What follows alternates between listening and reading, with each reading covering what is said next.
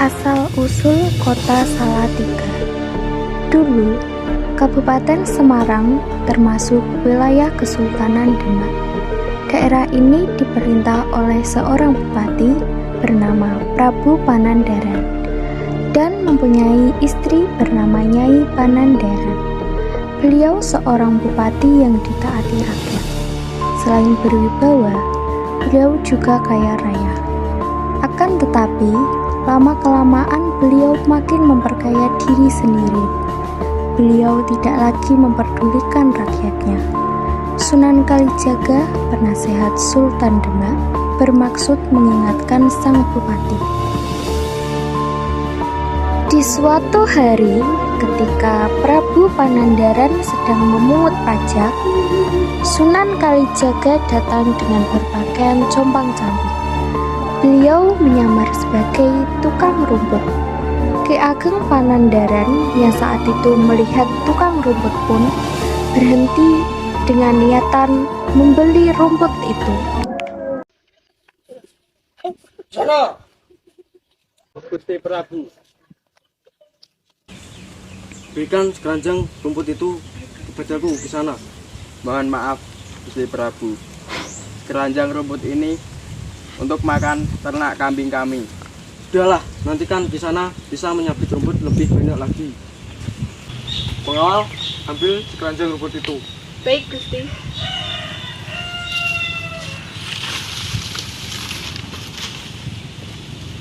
Di sana, ini sekeping uang untukmu. Anggap saja imbalan dariku. Pergilah. Tanpa diketahui Prabu Panandaran, sang tukang rumput menyelipkan kembali uang itu dalam tumpukan rumput yang akan dibawa. Kemudian, rumput itu dibawa oleh Prabu Panandaran. Sesampainya di kerajaan, Prabu Panandaran memerintahkan pengawalnya untuk memberikan rumput-rumput itu kepada ternak kudanya. Sang pengawal kerajaan lantas melakukan perintahnya. Sang pengawal menemukan uang di dalam tumpukan rumput itu. Bukankah ini uang Gusti Prabu yang diberikan kepada tukang rumput tadi? Aku harus memberitahu Gusti Prabu.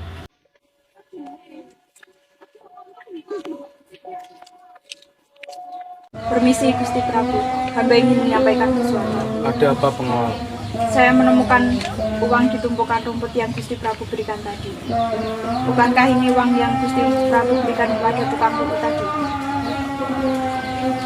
Apa maksud dari tukang rumput itu tidak menerima uangnya?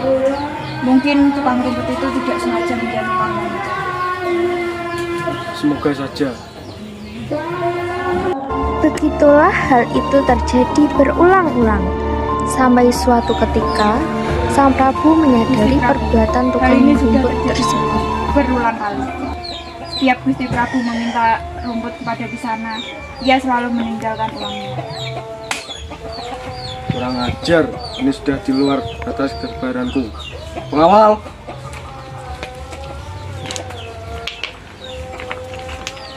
Bawa tukang rumput itu ke hadapanku. Baiklah Gusti Prabu. Permisi Kisana. Kisana dipanggil Gusti Prabu untuk menghadap ke beliau. Ada urusan apa? Untuk lebih jelasnya, Kisana mengikuti saya. Dibawalah sang tukang rumput itu ke hadapan Prabu Panandaran, dan marahlah Prabu Panandaran pada tukang rumput. Saya telah membawa ke hadapanmu Gusti Prabu. Kerja bagus, pengawal. Sekarang tinggalkan aku dengan Kisana ini. Cepat! Baiklah Gusti Prabu. Kalau berbicara mengenai uang itu, saya tidak bermaksud menghina. Saya hanya tidak memerlukan harta duniawi, karena semua itu tidak ada yang abadi. Saya bisa mendapatkan uang hanya dengan sekali cangkul. Memangnya kamu siapa bisa melakukan hal seperti itu? Sekarang kamu harus buktikan ucapanmu itu di sana. Jika tidak bisa, saya terpaksa akan memberikan hukuman kepadamu. Pelayan! Cepat ambilkan ke sana ini cangkul. Baiklah Tuan. Ini cangkulnya Kisana. Terima kasih, pelayan.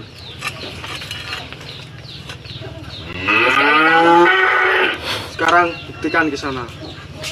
Baiklah. Bismillahirrahmanirrahim. Allahu Akbar. Gimana bisa belajar? Hah? Emas? Jangan diadu. Sesungguhnya siapa dirimu wahai di sana? Sebenarnya saya adalah Sunan Kalijaga. Maafkan atas kekhilafan kami wahai Kanjeng Sunan. Aku maafkan, tetapi kamu tinggalkan kebiasaan burukmu yang terlalu mencintai harta duniawi.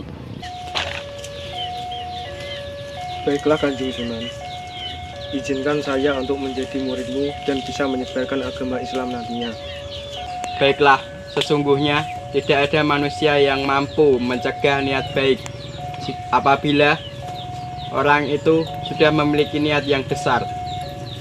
Terima kasih Kanjeng Sunan. Baiklah, kalau begitu saya pamit terlebih dahulu. Assalamualaikum. Waalaikumsalam. Sepertinya Sunan Kalijaga, Prabu Panandaran lantas menemui istrinya untuk menyampaikan keinginannya untuk mempelajari ilmu agama lebih dalam lagi kepada Sunan Kalijaga. Istriku, sesungguhnya aku ingin menyampaikan kepadamu bahwa aku ingin melepaskan jabatanku sebagai bupati dan ingin mempelajari ilmu agama pada Sunan Kalijaga. Apakah engkau menyetujui keputusanku ini, wahai istriku? Sesungguhnya aku menyetujui apapun keputusanmu, suamiku. Baiklah, syukurlah kalau begitu. Engkau boleh ikut denganku, tetapi ingatlah bahwa tidak boleh membawa barang-barang atau harta yang kita miliki.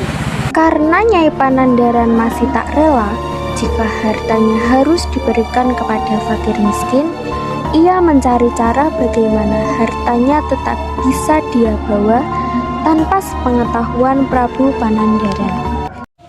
Kau pergilah dulu suamiku, nanti aku akan menyusulmu.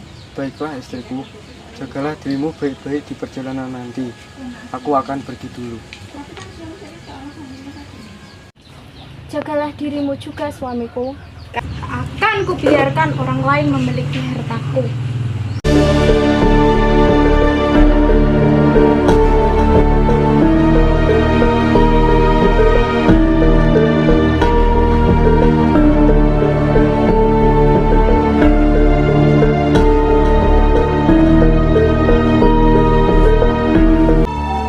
Nyai Panandaran pun menyusul Prabu Panandaran dan Sunan Kalijaga dengan membawa tongkat tersebut.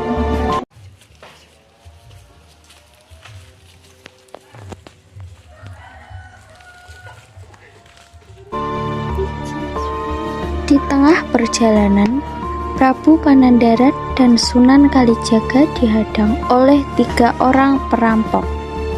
Banget hari ini, nggak ada mangsa. Benar banget.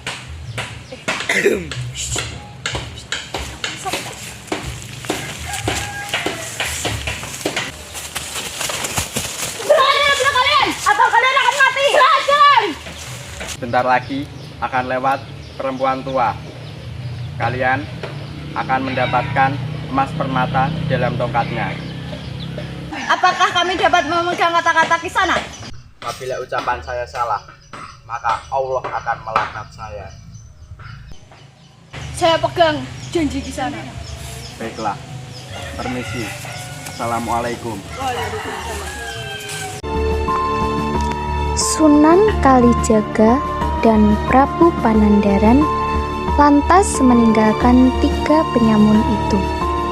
Setelah itu, muncullah Nyai Panandaran yang berjalan tertatih dengan tongkat kayunya.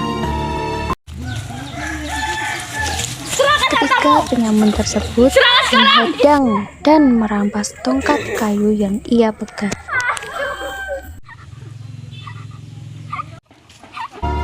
Setelah mendapatkan apa yang diinginkannya, para perampok itu segera meninggalkan Nyai Panandaran.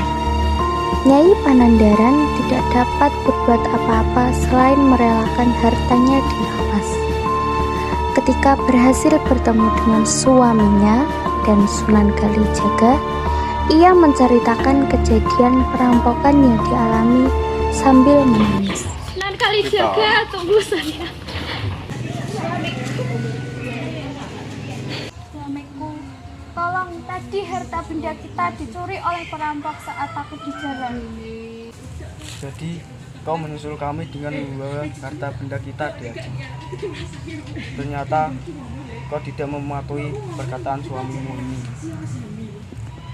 Ya sudahlah, yang terpenting sekarang ini kamu selamat dari perampok-perampok itu. Tapi suamiku, bagaimana dengan harta benda kita? Astagfirullahaladzim. Seharusnya kau mendengarkan perkataan suamimu untuk berguru denganku. Kalian harus meninggalkan harta duniawi. Ini semua salahmu sendiri.